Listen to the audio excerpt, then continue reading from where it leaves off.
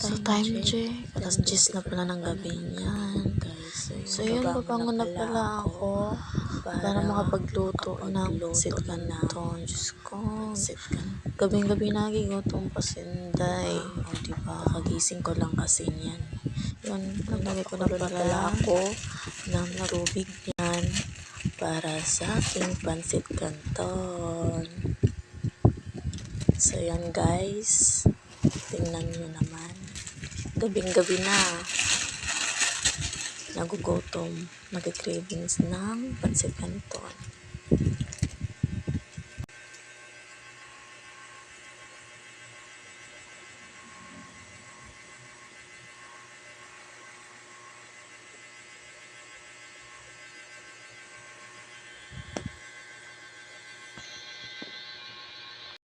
So, yun, kumulo na pala siya. At, diba?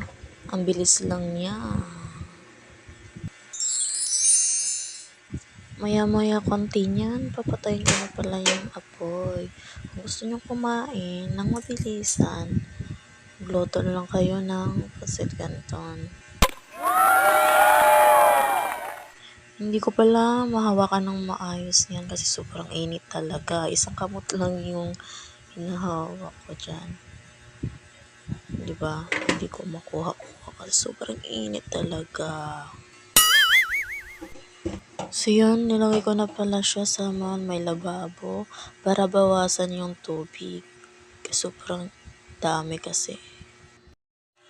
So yun, nilagay ko na pala siya sa may mangkok para ilagay na yung mga pampalasa niya.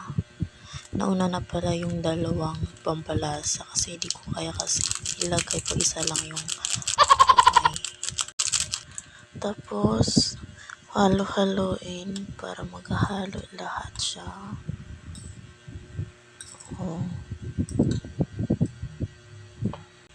Alam niyo ba guys, ako lang siguro yung taong gising pa dito na ganitong oras para kumain.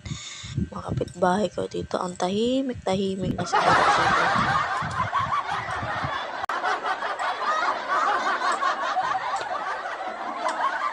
So anyway, tuloy natin yung paghalo-halo sa pansit canton para makakain na tayo.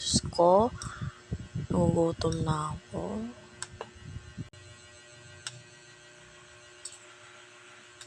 Ayaw ninyo pansin ang nasa gilid-gilid ba na nakabutang. Focus mo sa pansit canton, no?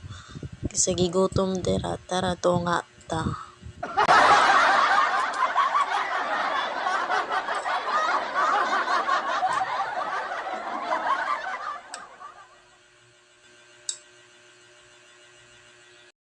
So, yun na nga. Tapos na rin. So, yun. Di na makapaghintay. Laki-laki pa ng bungangos ko. Hinday, hinahinay lang.